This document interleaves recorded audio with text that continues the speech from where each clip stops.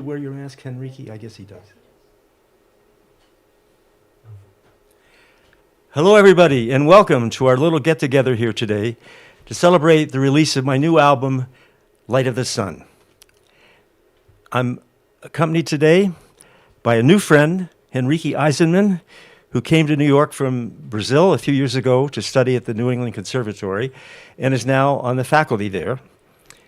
We're going to play 4 pieces from Light of the Sun, and I'll talk a bit about each of them in the album, and then at the end, we'll have a chance to chat with any people who'd like to call in with questions. It's a very beautiful day here in Connecticut, and the sunshine makes me think of the Grand Canyon, one of the 3 places where I recorded the album, and a place that was it was a place of pilgrimage for me for many years. And after 3 river rafting recording expeditions through the canyon, each of which took about 3 weeks, I harbored the dream of finding an acoustic Shangri-La in that vast area of the canyon where if you play your horn with your eyes closed, you would hear in the reverberation the kind of majesty that you see with your eyes when you look out at that vast panorama from the South Rim. And on our 4th expedition, we found this place, a little-known side canyon with a wall 800 feet high at the end, a cul-de-sac that had no name on the map. Since we thought then we could coin our own name for it, we called it Box Canyon, but spelling it B-A-C-H''S. And I went there for several days by myself to record improvisations in those amazing acoustics, which threw back 7 seconds of reverb for anything that you played or sang. This piece came forth one morning, and it was a set of variations on a theme that a seed theme I was improvising. And as I played it, I remember thinking that what it would be like to have wonderful harmonies accompanying me, imagining there was some kind of ghost organ coming out of the walls of stone around me. And when we got back east with the tapes, we went into the Cathedral of St. John the Divine, and with Paul Halley, my colleague then, and the organist at the cathedral, we found these harmonies, which are part of this piece that we call Canyon Chacon.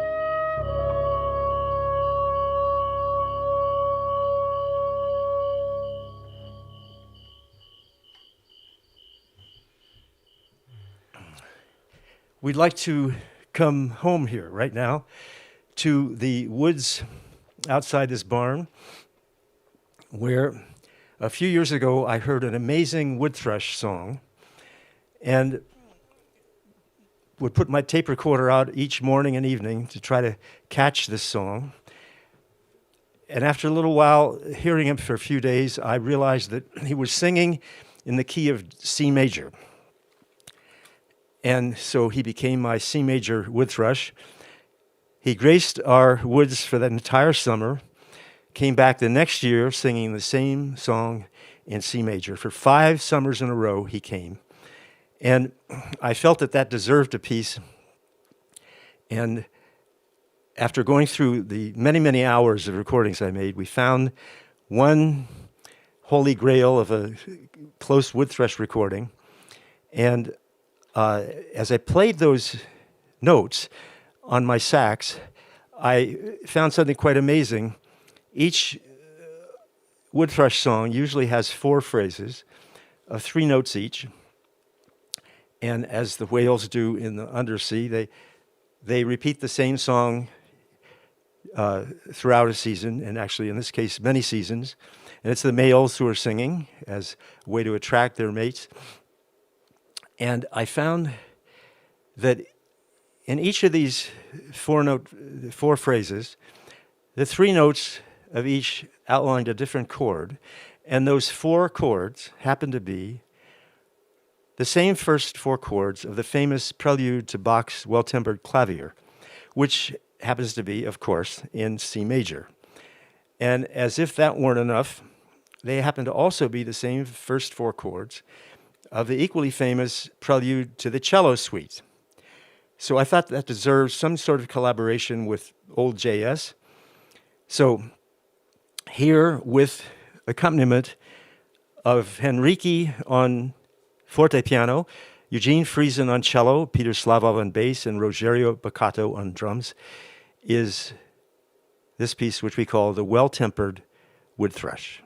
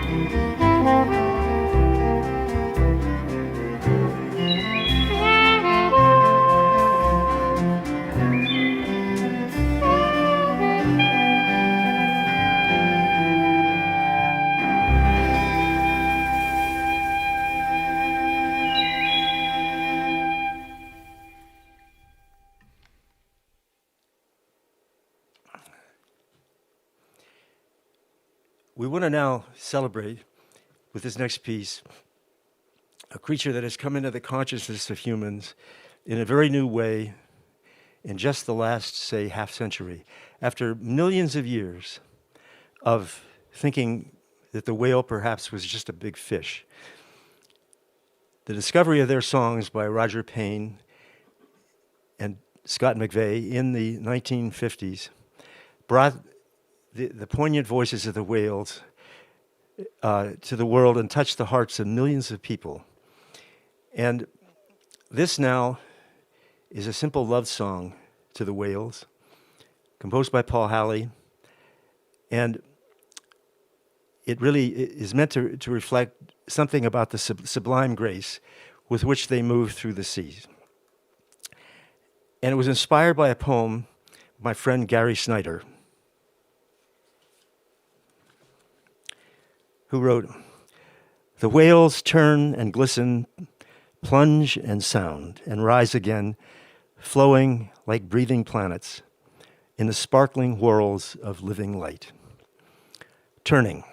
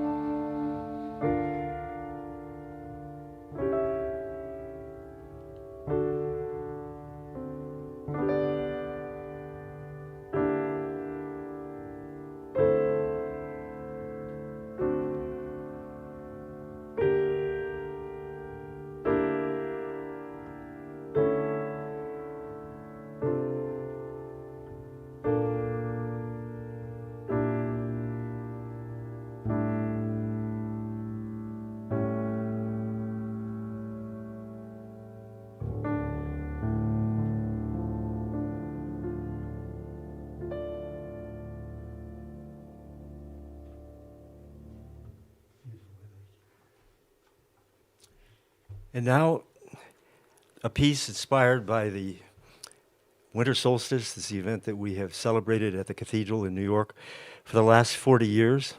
Will be again in December, our 41st celebration, although that one will be virtual since the cathedral is unfortunately closed temporarily. And this one's called Winter's Dream. And it's so named not for me, but for the winter solstice. And it was composed by Paul Halley, I think after our third solstice celebration in the 80s. And solstice is a time of renewal, the rebirth of the sun. And I'd like to think that each person listening can have their own dream of renewal, or their own solstice dream. That's the way we would love to have listeners participate with instrumental music. For me, I dream that we can reawaken the sunshine in our souls, which I think is the deeper part of our true human nature. And in doing that, shine a light on the heart of darkness that has descended on our country in these recent years. I feel we have a chance now for renewal. And if America can once again be a beacon of light for the world, then it may inspire renewal in many lands. So let's go deep this time. Here then, with Paul Halley, the composer, playing the great Eowyn Skinner organ at the Cathedral of St. John the Divine, is Winter's Dream.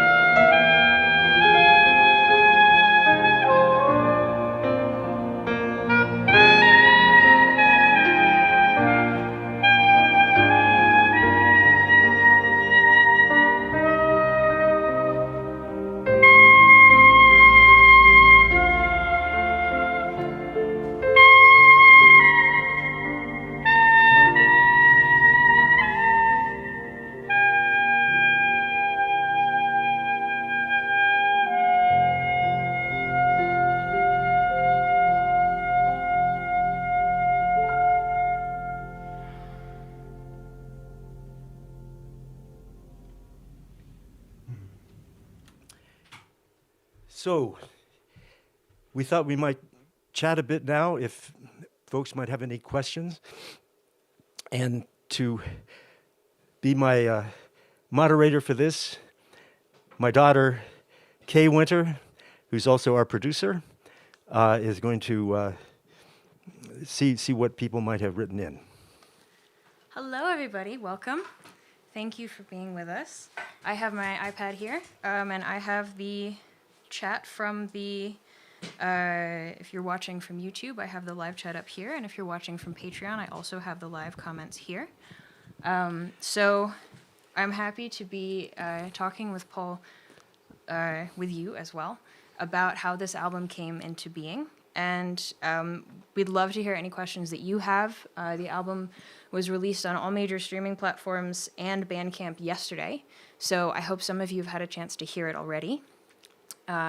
If not, the link is in the description for the video, and we will be posting it on Facebook and Instagram and everywhere you might want to look for it.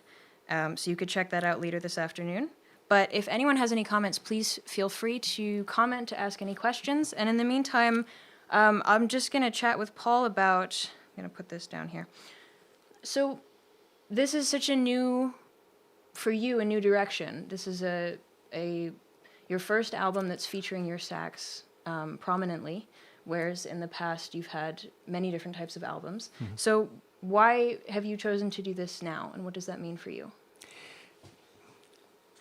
All these years, since actually the age of 12, when I formed my first little band in Altoona, I've been fascinated first with ensembles. I love bands of all kinds. I mean, I grew up with the big bands of the 40s and the small jazz groups of the 50s, and I always loved the combinings of different sounds, fascinated by many different instruments. And I loved to play, of course, but that was sort of secondary.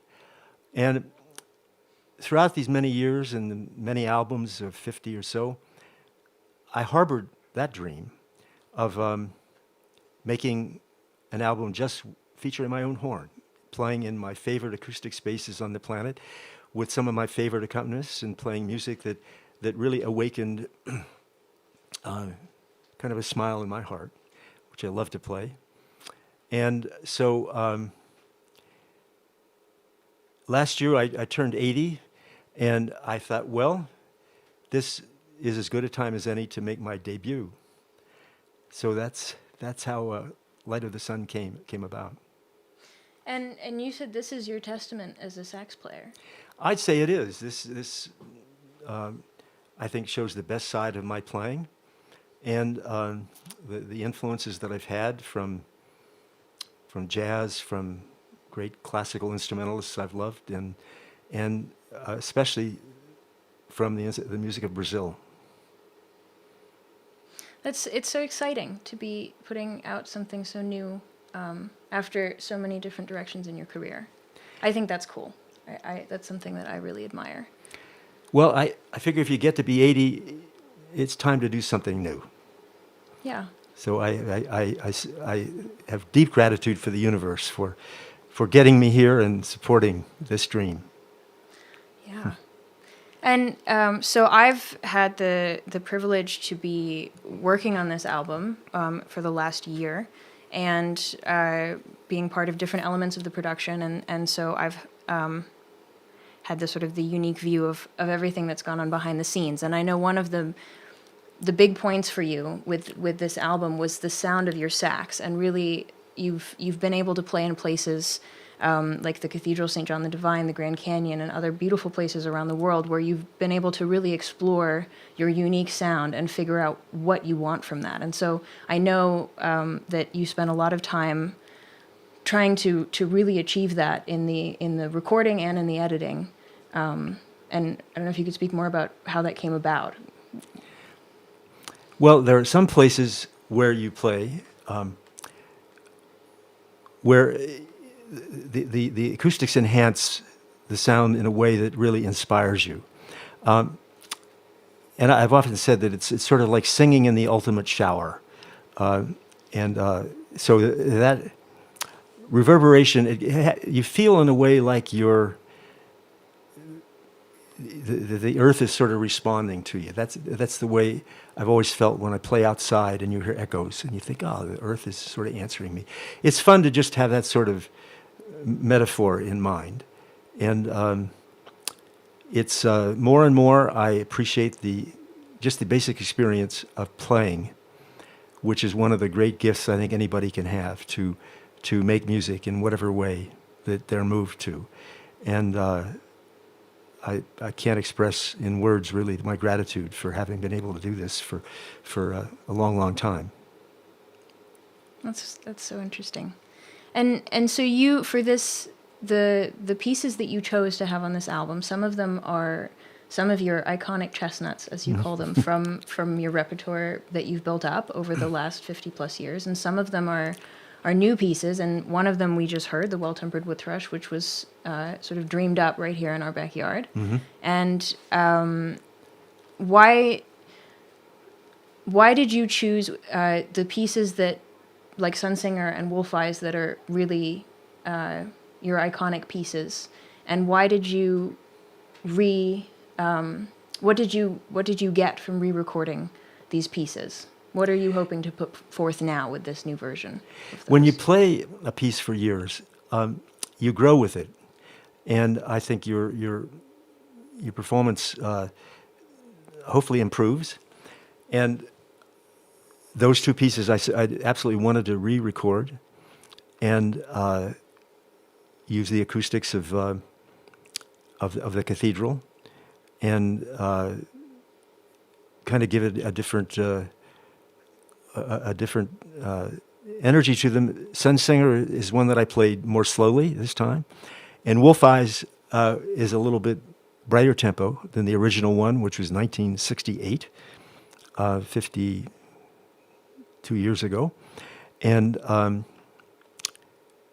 it also has a Brazilian rhythm section featuring my great friend and departed brother Oscar Castro Neves on guitar. And so what are you thinking of doing now that you're exploring focusing on putting your voice out in this new direction? I think this is going to move naturally into completing the longest running and the largest project I've ever tackled, which is entitled Flyways, which is a celebration of the great bird migration from southern Africa up the Rift Valley through the Middle East to Europe and Asia, and back 6 months later. A migration of 500 million birds of maybe 300 species. And the vision of this project is to incorporate musicians from each of the indigenous cultures over which the birds fly. And we've been to, in the last decade, over almost all of the 16 cultures, met musicians, recorded them, and now I'm just thrilled with the opportunity to finally bring that project home. It's a big thing to be working on. And that's going to be while we're also working on our upcoming Winter Solstice video, right? Exactly. That we're very excited about sharing with everybody. We're going to premiere that on December 19th. And we haven't officially announced what all is going to be in it, so we're going to share that soon, and we hope you'll stay tuned. And we'll be posting more information on how to kind of stay up to date with that information in the chat, and also in the description of the video, so you can. That's something to look forward to for the upcoming months ahead. And there are so many parts of this album that I thought were so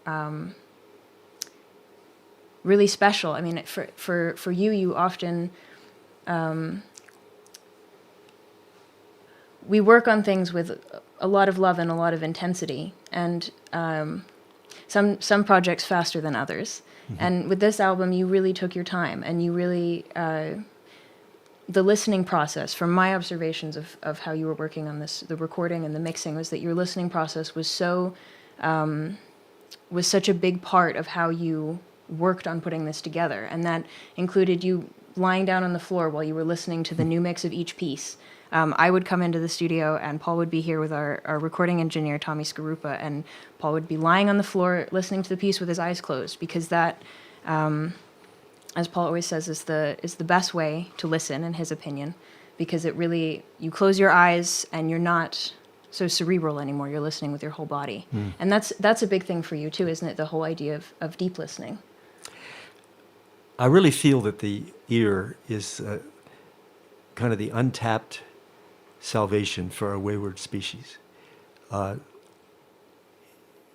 We live so much by the visual, and it seems to me like 95% of our waking hours are spent in visual activity of some kind, and we take in and forget an avalanche of information every day, of images, words, and the cortex is maybe not the best memory. I think the ear has a much deeper memory.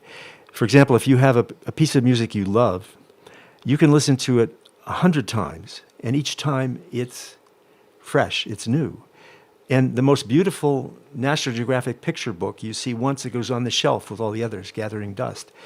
The eye wants something new all the time, but the ear can go deeper, I think, and it goes into the whole, because it's vibratory, it goes into the whole body being.